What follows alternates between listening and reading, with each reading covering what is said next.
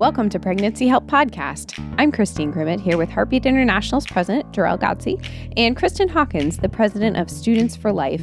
This episode is brought to you today by the Abortion Pill Rescue Network. Statistics now show that 3,000 lives and counting have been saved by the Abortion Pill Rescue Network. That's 3,000 little ones alive today who wouldn't be here without this life-saving network. Learn more about the Abortion Pill Rescue Network at hbi.life/APRN. Jor-El, I'll now turn it over to you. Well, it's great to be with you, and I'm really glad to have a friend of mine from. I feel like I run into Kristan at various parts in the country, and never where she's at, and never where I'm at normally, but always in different places. But I'm really excited to have Kristan Hawkins now.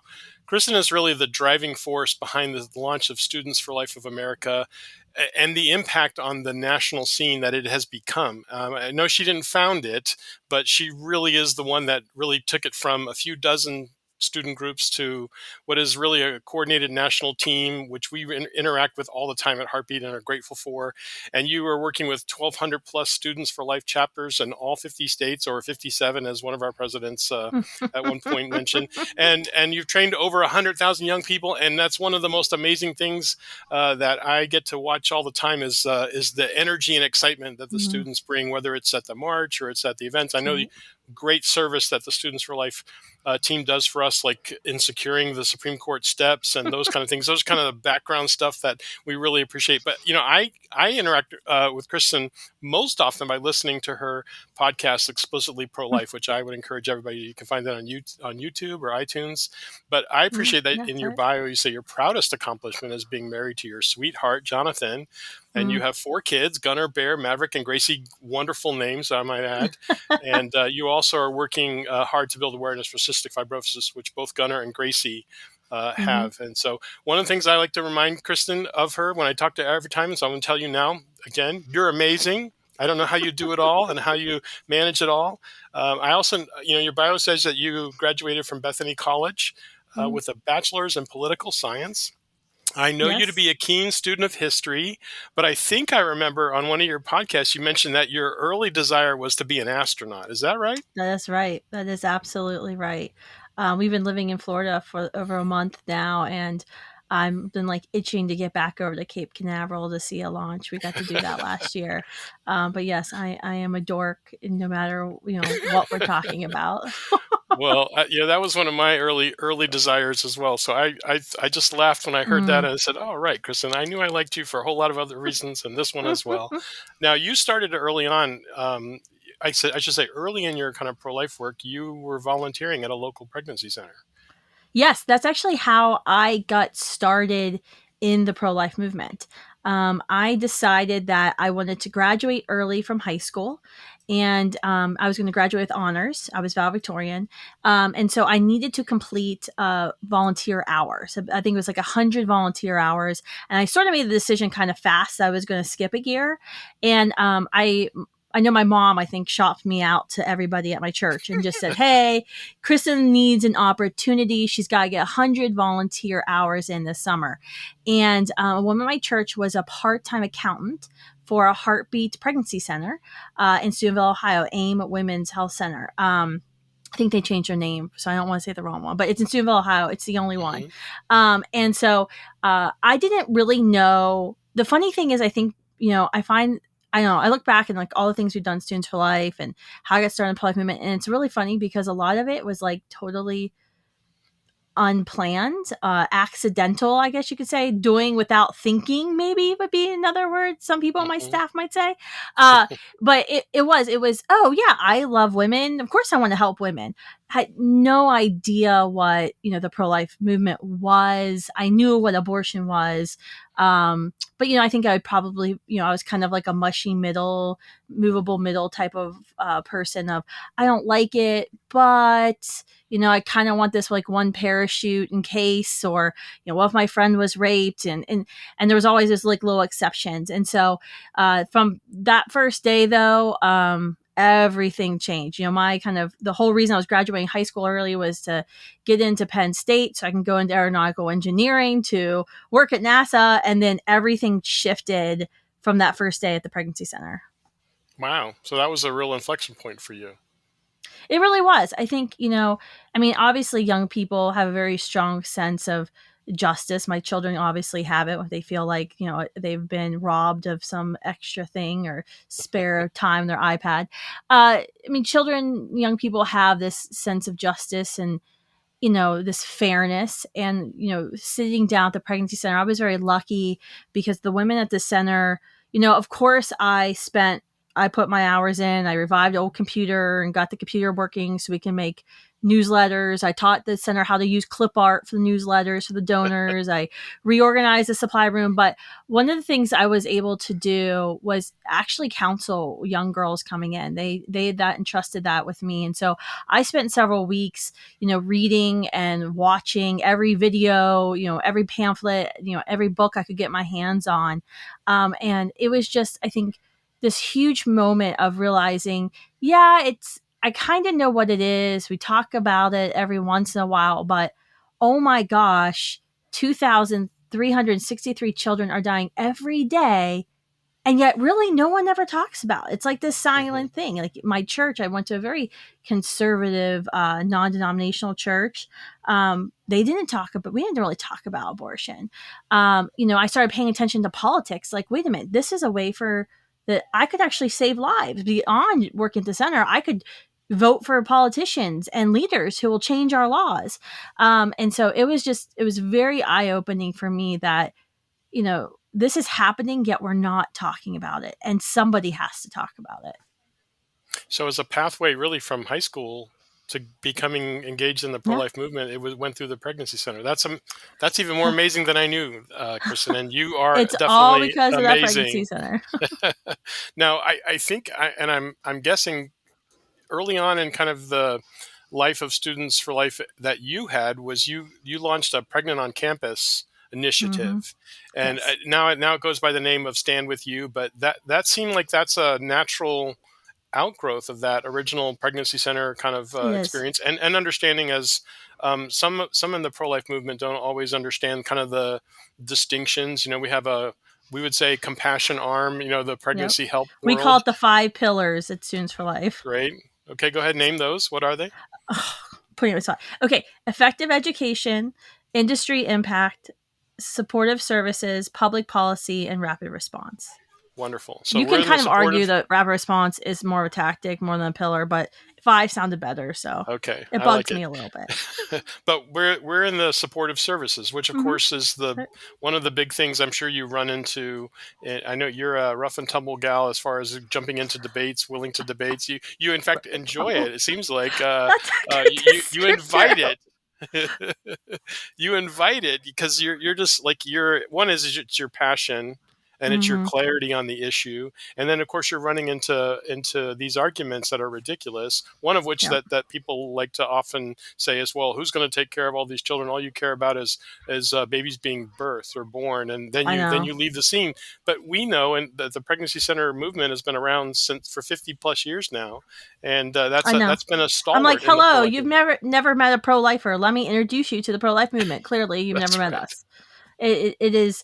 I just want to take my head and like bounce it off the podium when that comes up at every single campus speaking tour. I mean, every time I speak on campus, I get asked about sexual assault, and I get asked about foster care and adoption reform, and I get asked about lack of resources. Like every time. It doesn't matter if I'm at Harvard or I'm at a community college. Like the questions are the exact same. It is shocking how much people truly do not know who we are. I would say, at Students for Life, it definitely is a key part of what we do. If you asked, a random Students for Life leader at, Miami University or wherever you're at in the country, what inspires you to be a part of this movement? Why do you sacrifice your time? Are you thinking about a full-time career in the pro-life movement? What would you like to do? Hands down, the majority of time, you're going to hear an answer, because I want to help women, because I want to serve. That is why, these young people that lead these Students for Life groups dedicate their time. They're willing to endure the discrimination, the vandalization, the threats, all that stuff is for somebody else. And that's a real thing on campus. There's a lot of marginalization of pro-lifers. And is that increasing or is that decreasing? It depends. Word has kind of gotten out on the college campuses that you can't discriminate against students, pro-life students, and we'll sue you and we will win like every time. High Hmm. schools, the word has not spread. So we're engaged in a lawsuit right now in Noblesville, Indiana. I mean, it'll be the easiest legal victory we've ever had, but it is shocking what the administration did and said. And like, even after we went to them privately with a letter and said, hey, these are all the cases we've won on this exact, you can't deny a student's right to start a pro-life group. So it's harder on the high schools. I would say it's harder. It has gotten harder in the Christian private schools. Private Hmm. schools, as you all know, we don't have the same rights, free First Amendment rights. We can't, Students for Life can't walk onto a private school campus and start tabling or have a display like we can with a state school. And so it's harder. A lot of the Christian schools don't want to discuss abortion. They see it as merely a political issue. And so they're like, we don't do politics. Politics is evil and dirty. Therefore, we won't talk about abortion. So that's definitely an obstacle.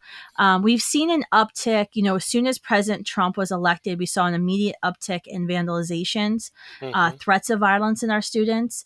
That sadly has continued. It's now morphed. Our biggest thing that we face and the student leaders face is cyberbullying from teachers, parents, and fellow students. I mean, some of these comments are I can't believe people would ever say these things and then also say them in public where they can be screenshotted and shown forever. So cyberbullying's big. I know, and I've been preparing our staff as we get ready for the reversal of Roe with the Dobbs case. The tensions are going to be even more on campuses. It's been less than I thought, but with the COVID restrictions and all the things on campuses, some campuses are virtual or partly virtual, or so that's kind of caused some of it not to be as bad as I thought it would be, but it's gonna get very bad. So, so in some ways, it feels like the tide is moving toward us, but those that are on the other side are getting more, really more aggravated, agitated, That's right. and lashing out more. It seems like more in more ways and more difficult ways. Now, h- how would you encourage a pregnancy help center director, for instance, uh, with their local high school or their local campus, college, university, if it's one's near them, like what can they do to either help the students that are there or to help lay groundwork that the students can take advantage of? How might, kind of a tactical or strategic approach to that building relationships? I think one is find out if there's a Students for Life group near you in the high school, college. Go introduce yourself, obviously. Um, there's a lot that the pregnancy center leaders can help the students with. Because you all are really providing the resources that we talk about. Hmm. These students can be your mouthpiece for you on campus, but they need to know your story, why you do what you do, how you help women. I think as much you can communicate to them to go out and be advocates for you on campus, the better. We've seen some really cool partnerships with pregnancy centers. And Students for Life groups in the past where sometimes, the group will do a regular tabling display, and this was pre-COVID, but a regular tabling display on campus giving out pregnancy tests, and it's like a little brown bag, or ask me anything about sex table, and kind of do different things to Hmm. get people's attention, but they do it regularly, and they regularly also have the pregnancy center with them there, which Nice. helps get them more exposed to the student body, the people that they're trying to reach. Nice. One of the things that I encourage the central leaders to do is reach out to the groups because they really represent that target demographic. That That's right. they can kind of be a reflection Yeah. of the center's branding. We have a lot of discussion about what brands, what names, Mhm. what how do we call ourselves? How do we refer to things? How do we Yes. advertise? And the Students for Life groups can be excellent sounding boards for that kind of information. Oh, they love to Uh, give their opinions on anything. So yes, Especially if you I involve pizza, right? That's what I yes. say. Hey, Well, invite them over, feed we them moved to pizza. Chipotle a while ago. Chipotle is a little bit better for this generation because now accommodates the vegans and Got it. all the different special diet. I'm just saying. Yeah, I hear But yeah, no, we do this all the time at Students for Life. We were putting out a new website, and the first question I had was, did we shop this out to our students? And and they are very willing to jump in and give you their opinion and their feedback on things, which we all know helps people feel more a part of your mission. So that obviously helps. And it's more, and it's on the ground kind of tactical information. It's intelligence that you'd have to pay for with a focus group if you were trying to do it from a marketing perspective. So it's a great connection and a great way to build relationship between the local center and the Absolutely. chapter of the Students for Life. And I would argue sometimes trust the students more than like a local marketing firm. I've gotten burned ourselves at Students for Life where we've done things. I'm like, maybe. And I'll talk to students who are like, yeah, that was not good. Yeah. So I would trust them over, a marketing firm, that has experience or whatever a lot of times. Excellent. So the big topic I know that you run into all the time is chemical abortion. Now, Yes. Harpy got involved with you guys as far as producing the series. This is Chemical Abortion. Grateful for the opportunity to work with you and know that this is a huge topic, one that you are speaking to powerfully and constantly. Yeah, this is a topic, sadly, that it was not going to be coming to an end anytime soon. And with the potential reversal of Roe in June with the Dobbs decision, I mean, the abortion industry is one step ahead. They already are looking forward to the reversal of Roe, and they've got their game plan. And they've been using COVID to enact it, to test it, to push it through even faster than I think they had originally thought in their own timelines. And they really embraced the challenge of COVID and used it to their advantage to end more lives. So this is something that I find myself, like every conversation I have now about abortion, about the state of the pro-life movement, the future of the movement, I always bring it back to chemical abortion. Because to be honest with you, Jor-El, most people do not know. I mean, it kind of reminds me of our fight back in around 2007, 2008, when we first started talking about defunding Planned Parenthood. And a lot of pro-lifers at, pro-life events or Christian conservatives at events I was at would say, well, doesn't Planned Parenthood do some good things? And so we had to do a mass, I mean, you were a part of that. We had the whole Stop Planned Parenthood Coalition, and I forget what we called that webcast during the Obamacare, whatever. There was a whole thing, but the goal was to get the entire pro-life movement talking about the evils of Planned Parenthood and how, you can't just do a little bit about, be a little evil. Either you're committing evil or you're not. And, should evil organizations, institutions get our taxpayer dollars? Absolutely not. It almost feels like we're at that point where we have to go back to our movement, our churches, people who should be with us and educate. I mean, every time I talk and I'll say it, but every time I've been talking with an evangelical Christian, this comes up. Well, but I still think the morning after pill is okay. And I'm like, well, wait a minute. We weren't talking about the morning after pill. I was talking to you about chemical, and so there's a huge question of what's chemical abortion versus morning after pill. And so we've got to do we got to educate ourselves first, our base, before we're going to be able to really fight this thing, sadly. It's true. And you're right. The other side, we're watching this. This is the abortion numbers are unfortunately turning around where they were declining for almost 30 years. Now they're starting to turn around and basically on the backs of this idea of chemical abortion.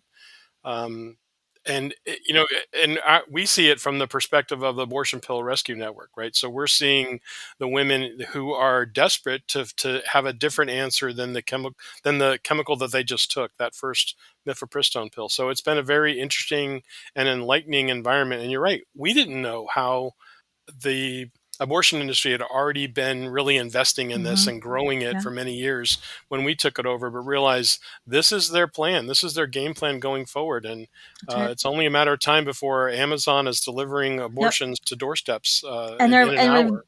And they're renaming it. Going back to your earlier point about branding. So, I mean, they realize no one likes the word abortion. Abortion sounds dirty and bad. So there was an article last summer in the Washington Post, and I just saw another thing that they're running a test on it right now, but they're going to call it the missed period pill. And the idea is to offer the first pill in the cocktail, not the second pill. I mean, there's like this whole thing. And so then you don't actually, and the goal is to encourage women just to have it on hand and you just take it and then you don't have to know if you're pregnant. You never have to take a pregnancy. So you didn't have an abortion. You may have had an abortion, but you don't know you had an abortion.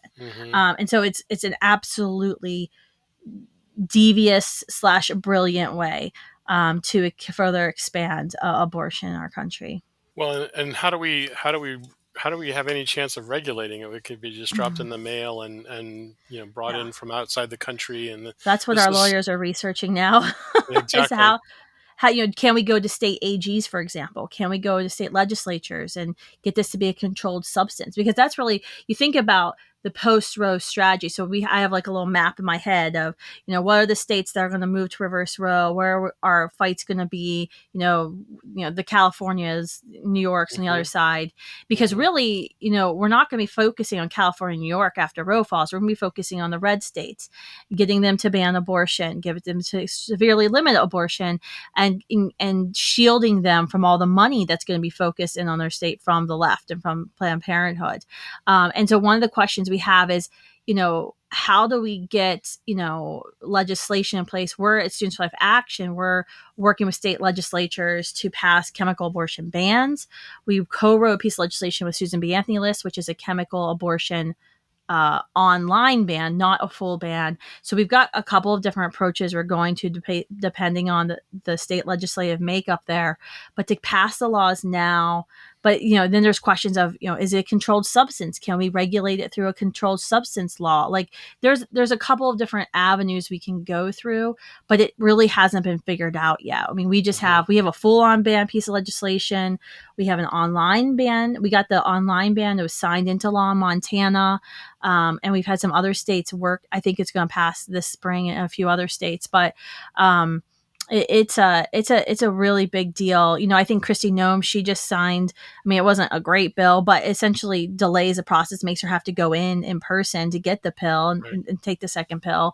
It's not so it's not like a huge victory, but it's a marginal victory. So there's a lot of conversation that we need to have about how do we think creatively when Amazon opens up their pharmacy, which I've been told they are going to do, and California starts shipping these drugs to Mississippi and Alabama and Georgia. How do we stop it?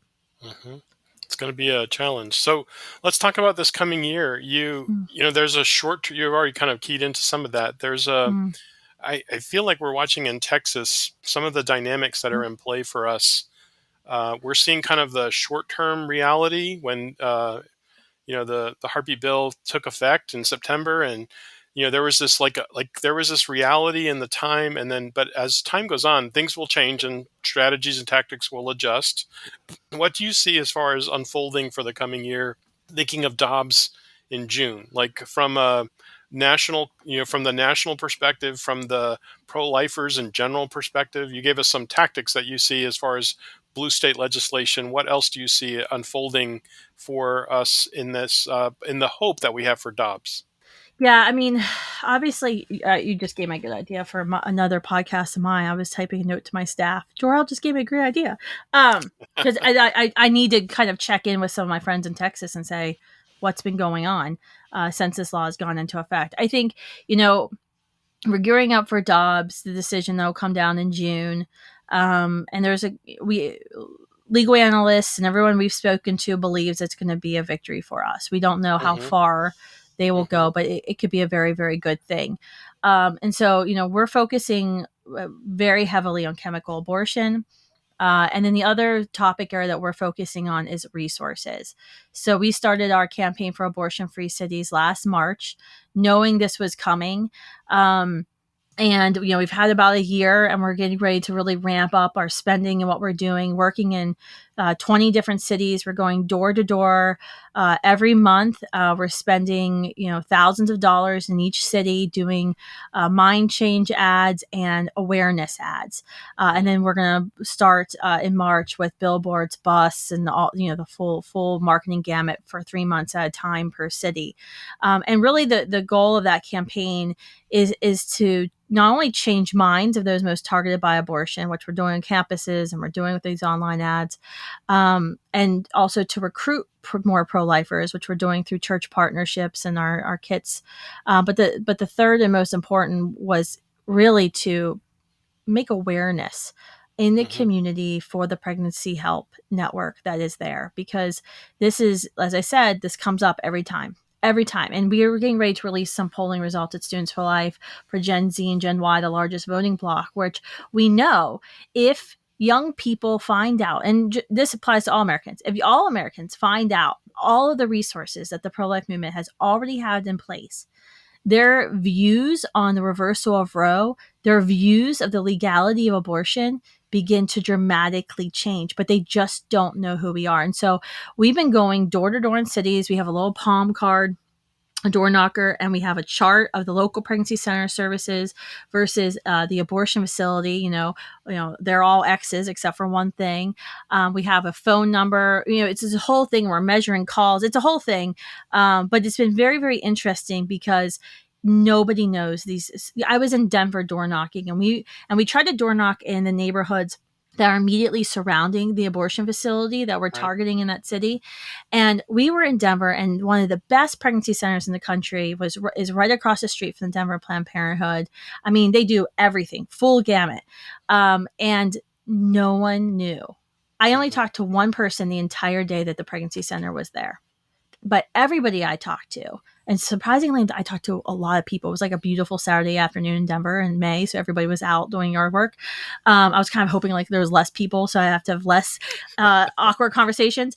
You try to walk up to someone's door and be like, "I want to talk to you about a really difficult subject," when you are, making food for your kids or doing yard work. But everybody knew the Planned Parenthood existed. They all knew it was right there. Right. But no one knew the pregnancy center was there. Well, that's been the challenge. That's been the challenge that's plagued us for a while, for decades. That ability. We certainly don't have the $1 billion that the Planned Parenthood gets from the federal government to make that happen. And I know that there are a lot of folks that are trying to do it. We've run into some challenges with Google, yes, you have. Banning our ads on abortion pill reversal. So it's a bit of an uphill slog, but you're right. We need to get more. And I'm grateful that Students for Life is doing that, like one door at a time, one person at a time. We appreciate the great effort that is, and what it will mean for public awareness, for the mindset of the country to change, because it's going to take all of that. All of that is going to be necessary to really have this vision, which I know you have in your heart, that we have a pro-life free, or we have an abortion free America, and hopefully that goes beyond. I do know, by the way, one of our affiliates in Romania was the Students for Life leader of her country, and I just feel like you've inspired many people, not just in the U.S. but around the globe. So thank you, Kristan. Occasionally, I find our stuff like translated to other, like Polish, and I was like, great. That's awesome. Well, any last thoughts you have for our pregnancy help audience? Well, I just want to encourage you all. I mean, this fight's coming to your doorstep. It's already been at your doorstep, but now everyone knows it's really at your doorstep. And I know, in Texas, for example, the pregnancy help centers, the thing we were hearing was they were flooded with requests for help. And thankfully, then they were flooded with people who are willing to volunteer, which is great, and also caused probably a lot of other problems, a bunch of new volunteers coming in. But, we're with you. We're standing with you every step of the way at Students for Life. And we are so excited to be kind of entering this next phase in this battle to protect life and see life protected in law. So we are really excited to work with you, and don't be afraid to ever reach out to Students for Life, our national office. You can just email info@studentsforlife.org, or you can actually get in contact with your regional coordinator at Students for Life. Even if you don't know who they are, we've got your region covered. Just email your state name at studentsforlife.org, and it goes right to them. Beautiful. That's I can't say enough about what Students for Life has done. I think we're in the position we are with Dobbs in due to some part to Students for Life and the courageous vision, the idea that you've just really pushed out there, that this is the pro-life generation. Those things, I think, have taken root and given us footholds for major gains this year. So I'm very excited for that. Thank you, Kristan. You are amazing. I have to say it again. You are amazing, Jor-El. Thank you, Kristan. God bless you. All right. Thank you both. And if you're interested in Students for Life, maybe pass this episode along to a student that you know that might be interested in joining or starting a chapter. Thanks to our listeners for spending some time with us. Be sure sure to subscribe so you never miss an episode. And thanks for listening to this episode of the Pregnancy Help Podcast.